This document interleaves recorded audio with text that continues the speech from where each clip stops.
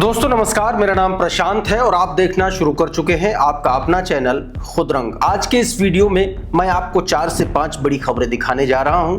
पहली खबर में आपको दिखाऊंगा कि कैसे बजरंग दल के गुंडों का पुलिस ने कायदे से इलाज कर दिया है, मारते मारते लाठियों से एकदम ठीक कर दिया है। वो तस्वीरें मैं आपको दिखाऊंगा किस तरीके से दोस्तों तरावीह के दौरान, नमाज के दौरान इन गुंडों ने आतंक काटने की कोशिश की और उसके बाद पुलिस ने कायदे से इनको कूट दिया। तस्वीरें मैं अभी आपको दिखाऊंगा। आपको बताऊंगा कि कैसे भारतीय जनता पार्टी जो गाय के नाम पर, बीफ के नाम पर लोगों को एक तरीके से भड़काने का काम करती है, उसी भारतीय जनता पार्टी ने इस देश के सबसे बड़ी बीफ कंपनी से सबसे ज्यादा चंदा लिया। वो तस्वीरें भी मैं आपको दिखलाने की कोशिश करूंगा। और इसके अलावा शंकराचार्य के मसले पर उत्तर प्रदेश की भारतीय जनता पार्टी की सरकार का एक बड़ा खुलासा निकल के सामने आया है, उस पर भी बातचीत करेंगे। कुछ तस्वीरें आपको दिखलाऊंगा और साथ में कैसे गोदी मीडिया का चाल चरित्र और चेहरा बेनकाब हुआ है, उस पर भी बातचीत करेंगे। तमाम सारी तस्वीरें हैं, खबरें हैं, लेकिन सबसे पहले जरा ये वीडियो देखिए। देखिए, और तो वहाँ पे ये लोग आए थे बजरंग दल के लाठी डंडों से, तो पुलिस वाले वहाँ पहले से ही खड़े थे, शांति को इनको अच्छा सबक सिखाया। भाई साहब दिल खुश हो चुका है। वीडियो देखा आपने, साफ साफ दोस्तों ये गुंडे तरावीह की नमाज हो रही थी और उसी दौरान ये नमाज के दौरान ही फर्राटा मारते हुए यहां पर पहुंचे थे, बवाल काटने के लिए पहुंचे थे। हालांकि पुलिस मौके पर पहले से मौजूद थी और उसके बाद लाठियों से इनका कायदे से स्वागत किया गया। करिश्मा लिख रही हैं, मस्जिद में तरावीह की नमाज अदा की जा रही थी, पुलिस वाले सुरक्षा में तैनात थे। मस्जिद के पास आकर के हुड़दंग मचाने वाले बजरंग दल के भक्तों को पुलिस ने लाठी डंडों से भगा भगा करके जमकर खातेदारी की। कभी कभी लगता है कि यूपी पुलिस अपने संविधान शपथ को याद कर लिया करती है। उत्तर प्रदेश की यह घटना दोस्तों निकल के सामने आई। एक और ऐसे ही नफरती का इलाज किया पुलिस ने, और यह इलाज किया उत्तराखंड की पुलिस ने। उत्तराखंड आप देखिए बीते कुछ दिनों से लगातार चर्चा का विषय बना हुआ है दोस्तों, और उसी के मद्देनजर बीते दिन भारतीय जनता पार्टी के एक बड़े नेता की मंच की मौजूदगी में एक गुंडे ने, जिसने भगवा वस्त्र धारण कर रखे थे लेकिन उसकी भाषा गटर छाप थी, उसका मुंह सड़क छाप टाइप की बातों का इस्तेमाल कर रहा था और उसने सरेआम मुसलमानों के लिए, तमाम महिलाओं के सामने ऐसे ऐसे शब्दों का इस्तेमाल किया, जिसके बाद अब उत्तराखंड की अल्मोड़ा पुलिस ने उसके खिलाफ मुकदमा दर्ज कर लिया है। सबसे पहले मैं चाहता हूं कि उस सड़क छाप भगवाधारी गुंडे ने किस तरीके से महिलाओं के सामने मुसलमानों के लिए अपमान, अभद्र और बेहद अमर्यादित टिप्पणी की थी, वो सुनिए। और उसके बाद पुलिस ने क्या कारनामा किया है उस पर भी आएंगे। ये बयान सुनिए, हम कहीं कहीं बीप का इस्तेमाल कर रहे हैं जहां पर इसने घटिया शब्दों का इस्तेमाल किया है, और उसके बाद में पुलिस ने क्या मुकदमा दर्ज किया इस पर बातचीत करेंगे। पहले ये देखिए। जहां जहां पर तुम मिलोगे मैं वहां वहां पर काटूंगा, और पुलिस प्रशासन भी अपनी व्यवस्था कर लेना। जैसे बकरियों को काटते हो तुम तो उल्टा काटते हो, लाल बाबा उल्टा भी काटेगा, उल्टा भी काटे। पहले तुम्हारा होता ही है, पहले मैं उसको काटूंगा। तो ये बयान इसने दिया था। अब इस पर अजीत राठी ने लिखा था कि संत का चोला ओढ़ करके मंच से नफरती भाषण देना अलग तरीके का वेरिएंट है। उत्तराखंड के अल्मोड़ा में आयोजित आज ये बीते दिन की तस्वीर है, हिंदू सम्मेलन में लाल बाबा नाम के भगवाधारी ने ऐसी भाषा का इस्तेमाल किया कि न तो मंच पर मौजूद केंद्रीय राज्य मंत्री अजय टम्टा की परवाह की और न ही सामने बैठी सैकड़ों महिलाओं की लाज की। इस तरीके से इसने घटिया भाषा का इस्तेमाल किया था। अजीत राठी उत्तराखंड के पत्रकार हैं, जिस पर आज पुलिस ने एक्शन लिया है और उसके खिलाफ दोस्तों मुकदमा दर्ज कर लिया है। क्या कुछ पुलिस का कहना है, पुलिस का बयान क्या है, आप खुद सुनिए। ये मामला संज्ञान में आने के उपरांत जो है इसको गंभीरता से लेते हुए उचित धाराओं में अभियोग पंजीकृत किया गया है तथा इस प्रकरण की विधिवत विवेचना भी प्रचलित है और इसमें नियमानुसार आगे वैधानिक कार्रवाई की जाएगी। इस बीच एक और बड़ी खबर निकल के सामने आई दोस्तों, जरा ये स्क्रॉल की हेडलाइन देखिए। India top beef exporter made its highest ever donation to the BJP. इस देश का सबसे बड़ा बीफ एक्सपोर्टर, उसने भारतीय जनता पार्टी को सबसे ज्यादा चंदा दिया है। अब चंदे का धंधा कैसे चलता है इसके बारे में आपको बताने की जरूरत नहीं है। तुम मुझे चंदा दो, हम तुमको धंधा देंगे।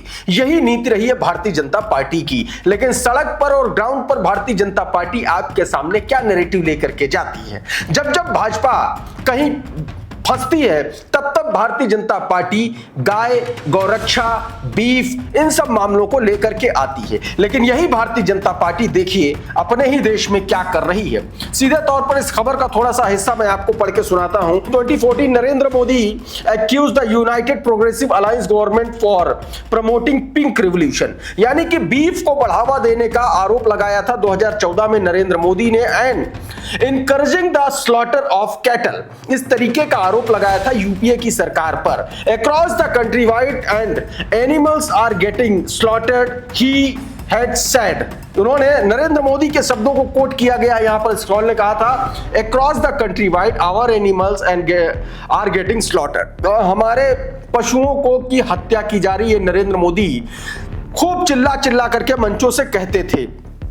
अब इसके बारे में देखिए क्या निकल के आया। The beef industry has been an old target of Hindutva campaign. Hindutva campaign का सबसे पुराना टारगेट है, सबसे पुराना टूल है beef industry. Even though Indian firm export buffalo and not cow meat. Bharat की जितनी भी बीफ एक्सपोर्ट कंपनियां हैं वो गाय का मांस जो है नहीं एक्सपोर्ट करती हैं, भैंस का मांस एक्सपोर्ट करती हैं। उसके बावजूद नरेंद्र मोदी ने उस वक्त किस तरीके का नैरेटिव फैलाया था, और आज भी तमाम सारे गौरक्षक किस तरीके से गुंडई करके इस तरीके के कारनामों को अंजाम देते हैं, जिसमें कई सारे मुसलमानों को लिंच भी किया जा चुका है।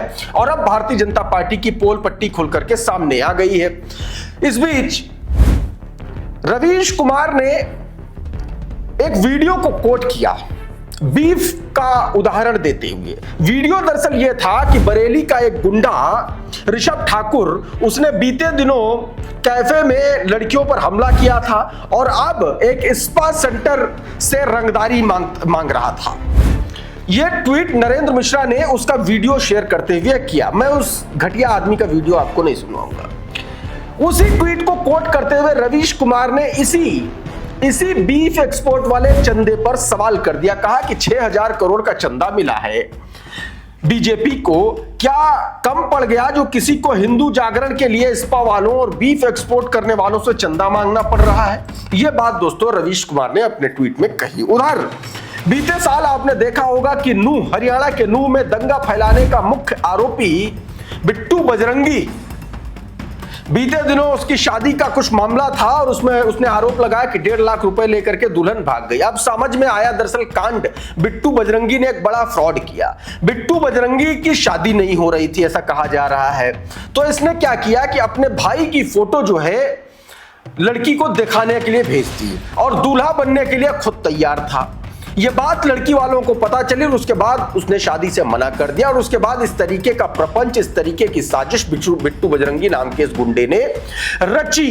यह बात मैं नहीं कह रहा हूं, यह बात बाकायदा उस शख्स ने बताई है वकील की मौजूदगी में, जिस शख्स पर बिट्टू बजरंगी यह आरोप लगा रहा था। आप सुनिए जरा क्या कुछ कह रहा है इसमें, वीडियो छोटा सा हिस्सा है, सुनिए।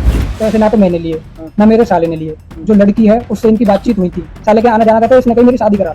इसने कहा था बिट्टू ने, इसने उस लड़की को भेजी थी अपने भाई की फोटो जो खत्म हो चुका, उसका नाम है महेश पांचाल। अपने भाई की फोटो, हाँ उसका नाम है करिया महेश पांचाल। तो लड़की पक्की होगी, हर चीज हो गई। यहाँ के लड़की ने मना कर दिया फोटो कुछ और आदमी कुछ और निकल रहा है। अच्छा, इसी बीच दोस्तों दीपक कुमार दिल्ली पहुंचे थे और दिल्ली में उन्होंने राहुल गांधी जो लीडर ऑफ अपोजिशन है, कांग्रेस के नेता हैं, उनसे मुलाकात की थी। इसी दौरान दीपक कुमार जो है एबीपी न्यूज में संदीप चौधरी के शो में बातचीत करते हुए दिखे। संदीप चौधरी ने दीपक से पूछा कि क्या अगर इस तरीके का मामला एक बार फिर आपसे सामने आ जाता है तो क्या आप मुसलमानों की मदद करोगे? दीपक ने 2 टूक जवाब दिया का बिल्कुल करेंगे, मेरी मां ने मुझे यही सिखाया है। दीपक की इसी बातों से तमाम सारे नफरती चिलगोजों के छाती पर सांप लूट रहा है। कर कुछ नहीं पाए, लेकिन दीपक कुमार ने जो किया उसका असर अब पूरे देश में देखने को मिल रहा है। दीपक कुमार ने संदीप चौधरी से क्या कहा आप सुनिए जरा। दोबारा खड़े हो जाएंगे इसी तरीके से दीपक, के। बिल्कुल सर मैं खड़ा हूँगा, क्योंकि मेरी माँ ने मेरे को पैदा किया है, उसने मेरे को एक बार भी ऐसा नहीं बोला कि तूने गलत किया है। आगे भी करूंगा, ऐसा नहीं है, चाहे वो किसी की भी साथ हो, चाहे वो किसी भी आपको प्रणाम है। अच्छा, इस बीच आप जान रहे हैं कि असम में विधानसभा का चुनाव और हिमंता विश्व शर्मा पूरी तरीके से बौखलाए हुए हैं। हिमंता विश्व शर्मा का काम हिंदू मुसलमान के आगे बढ़ ही नहीं पा रहा है। अभी देखिए किस तरीके से मुसलमानों को गोली मारते हुए दिखाया गया था। भारतीय जनता पार्टी असम के ट्विटर हैंडल के द्वारा वो वीडियो जारी किया गया था। मामला सुप्रीम कोर्ट पहुंचा था। सुप्रीम कोर्ट ने भी आश्चर्यजनक तरीके से वो याचिका सुनने से मना कर दिया और कहा कि हाई कोर्ट जाइए। इस बीच फिर से इसने हिंदू मुसलमान वाला नैरेटिव गढ़ने की कोशिश की। हिमंता विश्व शर्मा ने बयान दिया, उसमें हिंदुओं की तुलना कांग्रेस को लेकर के उसने कहा कि कांग्रेस में हिंदुओं से ज्यादा मुसलमान हैं और इसीलिए अगर आप कांग्रेस के कार्यक्रम में जाएं तो चावल और मांस परोसा जाए तो आप सावधान रहें। यह बात एक संवैधानिक पद पर रहते हुए एक शख्स ने की है। इतनी घटिया और इतनी दो कौड़ी दो दर्जे की बात। जरा सुनिए क्या कुछ कहा हिमंता ने। 8 জন মিয়া মুছলমানৰ মাজত 2 জন হিন্দু কেনেকে থাকিব? লাহে লাহে তেওঁলোক আমাৰ ফালে আহিব আৰু দুদিন পিছত হিন্দু সাংবাদিকসকলেও তাতে চাহ তা নোখোৱাব আৰু ভাত খোৱালেতো নাখাবে, মাংস খোৱালেতো নাখাবই আপোনালোকে। उधर शंकराचार्य का मुद्दा उत्तर प्रदेश में भारतीय जनता पार्टी की सरकार के गले की फांस बनती जा रही है। आपको पता है कि शंकराचार्य उनके शिष्य के खिलाफ पॉक्सो एक्ट में मुकदमा दर्ज कराया गया है। जिसने मुकदमा दर्ज कराया वो खुद कई जगहों पर हिस्ट्री शीटर है। 22-23 मुकदमे उस आदमी के ऊपर दर्ज है। खुद को पांडे लिखता है लेकिन है दरअसल राजपूत और ठाकुर, ऐसा बताए उसके जो चार्जशीट है उसमें निकल के सामने आया है। इसी बीच एक पत्रकार जिसका नाम रमाशंकर दीक्षित बताया जा रहा है, उन्होंने ये आरोप लगाया शंकराचार्य के सामने जाकर के कि आशुतोष पांडे ने उनसे यह कहा कि अपनी लड़की से शंकराचार्य के खिलाफ केस दर्ज कराओ। इसके लिए उन्हें प्रलोभन भी दिया गया था। क्या कुछ बातचीत हो रही है, आप सुनिए जरा ये छोटा सा हिस्सा। उन्होंने कहा कि एक स्वामी जी हैं, तो मैंने कहा कौन स्वामी जी? तो उन्होंने कहा स्वामी अग्निहोत्रानंद जी हैं, आप उन पे आरोप लगा दीजिए। क्या आरोप लगा दीजिए? आरोप ये लगा दीजिए कि आप बच्ची है, आप उनके आश्रम में गए थे और उनके वहाँ के लोगों ने आपके बच्चे के साथ में हंसी। उधर दोस्तों गोदी मीडिया का एक चेहरा, असली चेहरा निकल के सामने आया, जिसमें गोदी मीडिया ने यूथ कांग्रेस के राष्ट्रीय अध्यक्ष की गिरफ्तारी को लेकर के कैसे बढ़ा चढ़ा करके दिखाया, वो मैं आपको बताने जा रहा हूं। दरअसल गोदी मीडिया ने एआई समिट जो 20 फरवरी को जो यूथ कांग्रेस ने प्रोटेस्ट किया था, उस पर जो कांग्रेस के कार्यकर्ताओं ने प्रदर्शन किया था, उसको जो है गोदी मीडिया ने नेपाल की जनजी क्रांति से जोड़ दिया। यह आज तक के एक पत्रकार हैं, फोनो इंटरव्यू में देखिए क्या कुछ कह रहे हैं, छोटा सा हिस्सा देखिएगा और उसके बाद मैं आपको इसका दो मुहा चेहरा भी दिखाऊंगा गोदी मीडिया का। पहले ये देखिए। ऐसा आज तक शुरू से बताया था कि एक लार्जर कॉन्स्पिरेसी है। जो सूत्र बता रहे हैं कि आपराधिक षड्यंत्र रचने के आरोप में उदय भानु को गिरफ्तार किया गया है। मेन प्लानर के तौर पर देख रही है दिल्ली पुलिस इनको। अब मैं आपको योगी आदित्यनाथ के बारे में जरा सा बता देता हूँ। योगी आदित्यनाथ उत्तर प्रदेश के मुख्यमंत्री हैं और इन्वेस्टमेंट लाने के लिए सिंगापुर गए हुए हैं। सिंगापुर में उन्होंने भारत की और उत्तर प्रदेश की भयंकर बेइज्जती की है। मतलब जिस एंगल से गोदी मीडिया कांग्रेस को एंटी इंडिया बताने की कोशिश कर रहा है, चित्रा त्रिपाठी की भाषा में अगर बात कर लें, रूबिका लियाकत की भाषा में बात कर लें, नरेंद्र मोदी की भाषा में बात कर लें कि कांग्रेस ने वो नंगा नाच किया था, तो जो नंगा नाच किया था उस नंगे नाच पर गोदी मीडिया जिस तरीके से उसको जनजी क्रांति से जोड़ रही है, ठीक उसी तरीके का कारनामा अंजाम दिया गया है सिंगापुर में। सिंगापुर में दरअसल मुख्यमंत्री योगी आदित्यनाथ का एक बयान आया जिसको इसी तरीके से देखा जा रहा है। सिंगापुर में योगी आदित्यनाथ ने कहा, ये जरा ट्वीट देखिए, सुप्रा श्रीनेत ने वो बयान जारी करते हुए लिखा, मैं आपको बयान नहीं दिखा सकता, हालांकि एएनआई का वो बयान है। आप ये ट्वीट पहले देखिए, इसमें उनके बयान को कोट किया गया। इसमें कहा गया कि आज से 9 साल पहले उत्तर प्रदेश में क्या था, अव्यवस्था, दंगे, असुरक्षा, अराजकता, ये वहां की पहचान बन गई थी। ये बात मुख्यमंत्री योगी आदित्यनाथ ने विदेशी धरती पर जाकर के उत्तर प्रदेश के बारे में बोली है। अब सवाल यह उठता है कि क्या यह बयान देश विरोधी नहीं है? क्या यह बयान देश की इज्जत को शर्मसार करने वाला नहीं है? क्या यह बयान अंतरराष्ट्रीय शर्मिंदगी का विषय नहीं है?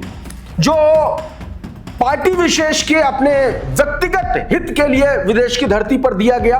इसी तरीके के तमाम सारे राहुल गांधी के बयानों को यही गोदी मीडिया बढ़ा चढ़ा करके देश विरोधी बताता था, लेकिन अब गोदी मीडिया सन्नाटा साधे बैठा हुआ है। और इसीलिए सुप्रिया श्रीनाथ कह रही हैं कि मीडिया वालों फुफकार फुफकार कर नथुने फुला करके आंखें तरेर कर नागिन डांस नहीं करोगे क्या? ये बात सीधे तौर पर उनको चिढ़ाते हुए कही है। खुरपेश ने यही लिखा, हेलो गोदी मीडिया, एक बार फिर राहुल गांधी जी देश के बाहर एक प्रदेश की बुराई कर रहे हैं तो शर्म का विषय है, आज दिन भर इस पर चर्चा होनी चाहिए, ये बात कही गई। नरेंद्र मोदी ने भी इस बीच, उनकी यात्रा प्रस्तावित है, इजराइल जा रहे हैं, वो इजराइल दौरे पर जा रहे हैं। इजराइल दौरे पर ऐसे वक्त में जा रहे हैं जब इंटरनेशनल क्रिमिनल कोर्ट की तरफ से वांटेड बेंजामिन नेतन्याहू से मुलाकात करने के लिए दुनिया भर के तमाम देशों ने मना कर दिया। उस वक्त बेंजामिन नेतन्याहू से मिलने, मुलाकात करने प्रधानमंत्री नरेंद्र मोदी इजराइल जा रहे हैं। और यह ठीक वही वक्त है जब ईरान के साथ जंग की तैयारी, या यूं कहें कि जंग किसी भी वक्त शुरू हो सकती है, तब नरेंद्र मोदी बेंजामिन नेतन्याहू से मिलने इजराइल जा रहे हैं। बावजूद इसके ईरान के साथ भारत के पारंपरिक और बहुत पुराने और अच्छे संबंध रहे हैं। तो आप इससे यह अंदाजा भी लगा सकते हैं कि दरअसल नरेंद्र मोदी जो है, उनकी जो डिप्लोमेसी है वो कितनी कारगर है। अशोक कुमार पांडे लिख रहे हैं कि इंटरनेशनल क्रिमिनल कोर्ट के वारंट के बाद यूरोप के ज्यादातर देशों ने नेतन्याहू का स्वागत करने से मना कर दिया। अर्जेंटीना और ग्रीस जैसे कुछ देशों को छोड़ दे तो कोई महत्वपूर्ण देश उसका खुलकर समर्थन नहीं कर पा रहा है। खुद इजराइल के भीतर उसका भारी विरोध का सामना करना पड़ रहा है। मध्य पूर्व में युद्ध जैसे हालात बने हुए और सारी दुनिया की नजर जेनेवा में होने वाली बातचीत पर। ऐसे में नरेंद्र मोदी इजराइल जाने का फैसला, बाकी सब छोड़ दीजिए, कूटनीति के लिहाज से एक बड़ी भूल है। अकेले पड़ते जा रहे नेतन्याहू का उत्साह तो समझ में आता है, लेकिन नरेंद्र मोदी का इस यात्रा के लिए उत्साह एकदम समझ से बाहर है। इस वीडियो में दोस्तों बहरहाल इतना ही। बहुत बहुत शुक्रिया, बहुत बहुत धन्यवाद। आप जुड़े रहिए आपके अपने चैनल खुद रंग के साथ। नमस्कार।